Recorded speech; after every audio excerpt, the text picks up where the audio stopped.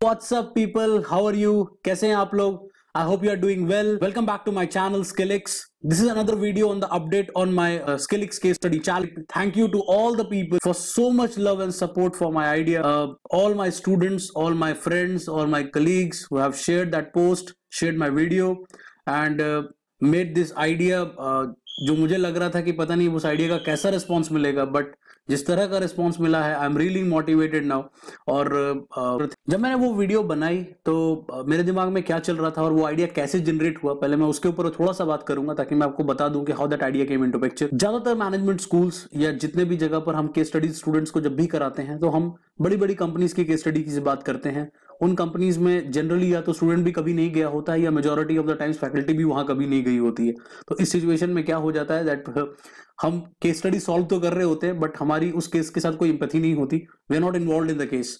और इसीलिए ज्यादातर जो सॉल्यूशंस निकल कर आते हैं वो बस किताबी ज्ञान जैसा होता है, उसका nothing to do with the practical relation. अब जो हम अगली बात करेंगे वो बात करेंगे कि इस केस को हमें करना कैसे है। तो what we need to do is we need to understand first what is a live case study। live case study होती क्या है?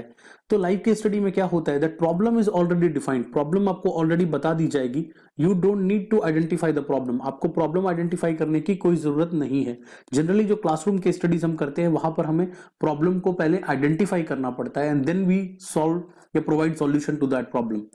सेकेंड चीज जो यहां पर होती है वो ये होती है कि हमें सिर्फ स्पेसिफिक सॉल्यूशंस देना है। We need to only provide solution to the defined problem. Problem already defined है तो उसका सॉल्यूशन देना, या कोई अगर स्पेसिफिक क्वेश्चन पूछा जा रहा है तो उस स्पेसिफिक क्वेश्चन का ही आंसर करना है। 3 स्टेप मॉडल हम फॉलो करेंगे।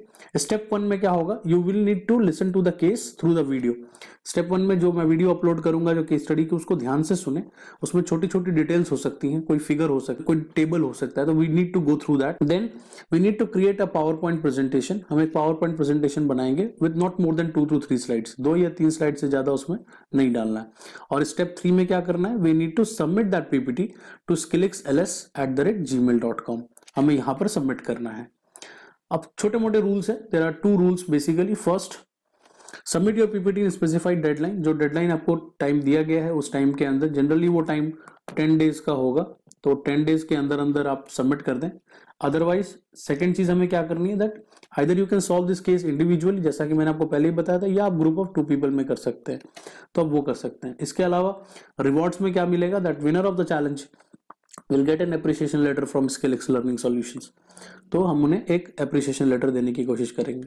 तो this is the only simple steps which we need to follow to participate in this Skillix case study challenge। तो मेरा पहला केस बहुत जल्द आपके सामने आ जाएगा। आई होप कि अगर आपको कोई प्रॉब्लम है, अगर इसमें कोई क्वेरी है तो यू कैन पोस्ट इट। और मेरी ये भी चाहत है उसमें, मेरा जो आइडिया है उसमें मैं एक फर्दर एक्सटेंड भी कर रहा हूँ कि सिर्फ मैं आपको केस स्टडीज के का सॉल्यूशन ना शेयर करूं या केस स्टडी का प्रॉब्लम ना शेयर करूं, बल्कि मैं कुछ कंसेप्ट उस केस स्टडी के थ्रू आपको पढ़ाने की कोशिश करूं जो कि क्लासरूम्स में मिस हो जाते हैं कई बार। We are not able to teach concepts through case studies.